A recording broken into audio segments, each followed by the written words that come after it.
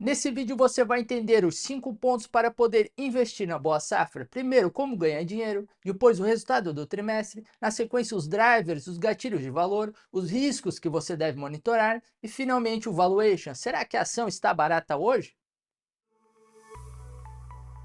Primeiro bloco, unidade de negócio. Como a empresa gera dinheiro? A operação da boa safra é dividida em duas unidades principais. A primeira unidade representa cerca de 85% da receita. Ela gera dinheiro produzindo sementes de soja com alto nível de tecnologia, atendendo grandes produtores rurais do Brasil. A segunda unidade representa cerca de 15% da receita. Essa operação engloba desde a produção de outros tipos de sementes, como milho, trigo e feijão, até a venda direta de defensivos para os agricultores. Agora que entendemos um pouco das unidades de negócio, seguimos para o segundo bloco, com os resultados do trimestre. A receita líquida atingiu 132 milhões, uma expansão de 20% na comparação anual. Como o agronegócio possui sazonalidade, a comparação é sempre feita em bases anuais.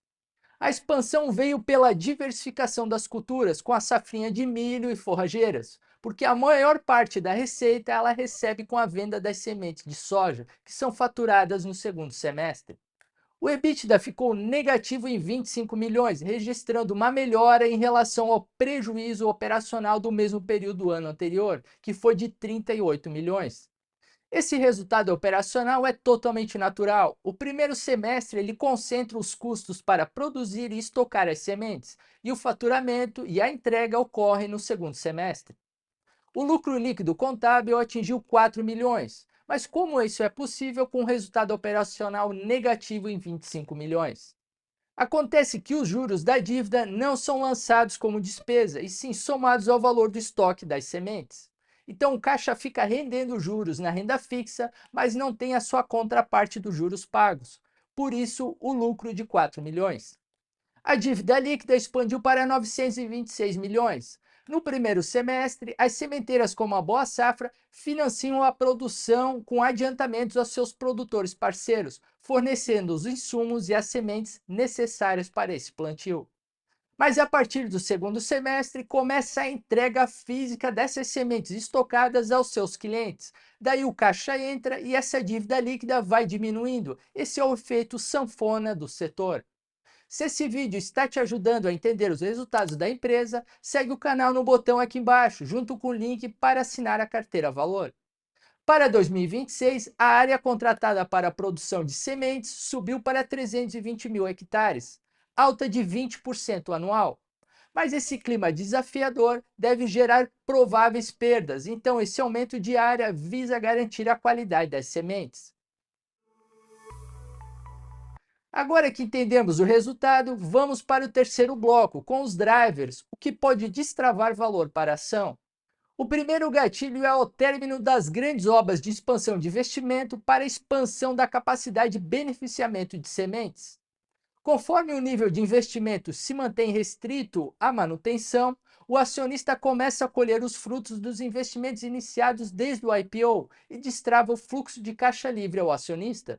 O segundo gatilho é a oportunidade na crise do agro. À medida que os concorrentes estão descapitalizados para financiar a produção de sementes, a procura pelos produtos da boa safra aumenta. O agricultor que vai plantar a soja precisa de segurança que vai receber a semente na época do plantio, além da qualidade que vai ajudar a produzir uma boa lavoura. Mas como nada é garantido, no quarto bloco precisamos monitorar o que pode dar errado. O primeiro risco é a inadimplência concentrada nos grandes distribuidores, que revendem boa parte das sementes da boa safra, travando milhares de reais em contas a receber. O agronegócio está sofrendo com a queda do preço da soja e margens apertadas para o produtor rural. Essa crise começou a respingar nos distribuidores, como a Agrogalas, que já pediu recuperação judicial. O segundo risco é a quebra de safra, gerada por fenômenos como El Niño e Laninha, que podem afetar o clima no Brasil em 2026. O excesso de calor ou seca severa no campo reduz a taxa de germinação e vigor das sementes, além de afetar o produtor rural lá na ponta que vai plantar a soja. Colocando as vantagens e os riscos na balança, no quinto bloco vamos para o que interessa, o valuation. Afinal, a Boa Safra está barata hoje? Vamos para a tela. Olhando para o gráfico das últimas 52 semanas, vemos o papel testando um topo próximo a R$ 11,00 e um vale perto de R$ 6,00. Desde novembro de 2025, vemos uma queda acentuada na ação, que é explicada tanto pela queda na cotação da soja, que faz o agricultor perder margem, como as recuperações judiciais de grandes distribuidores parceiros. No quadro resumido da nossa modelagem, a ação negocia um múltiplo de valor de firma sobre EBITDA próximo de 6 vezes para 2026. Esse desconto no múltiplo frente a 2025 acontece por duas razões. O valor da firma é o soma do valor de mercado mais a dívida líquida. Como o preço da ação caiu na bolsa, a Boa Safra está mais barata. E o segundo é o resultado operacional, que deve aumentar em 2026, causando esse duplo desconto no múltiplo. Sobre os dividendos, o retorno projetado é de cerca de 1% para 2026, aumentando em 2027 à medida que o resultado operacional aumente, os juros pagos diminuem e os investimentos em expansão acabam. O resultado dessa combinação é um fluxo de caixa livre maior, que deve ser destinado aos acionistas em forma de proventos, e assim projetamos um dividend yield a partir de 2027 de cerca de 8%.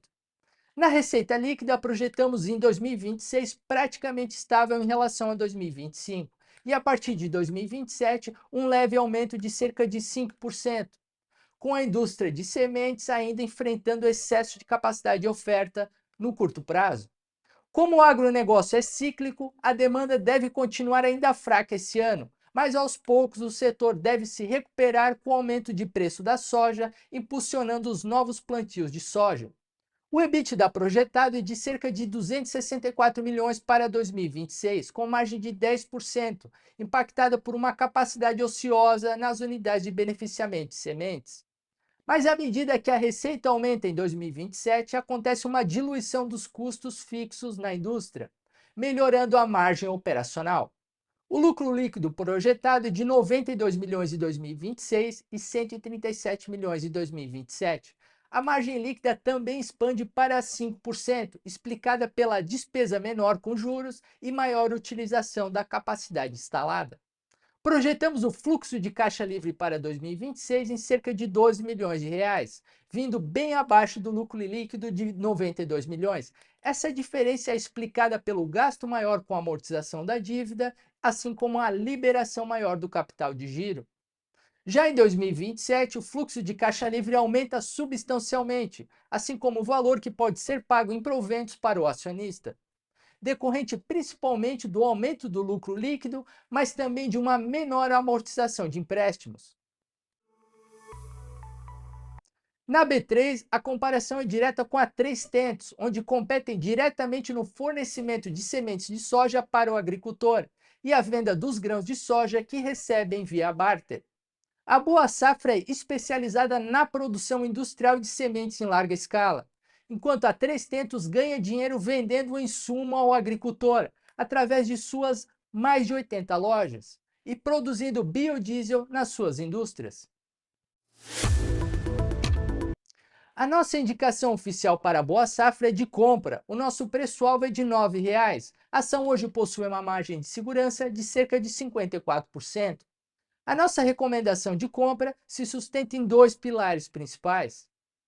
O primeiro é a liberação do fluxo de caixa livre previsto a partir de 2027, traduzindo em maior dividendos ao seu acionista.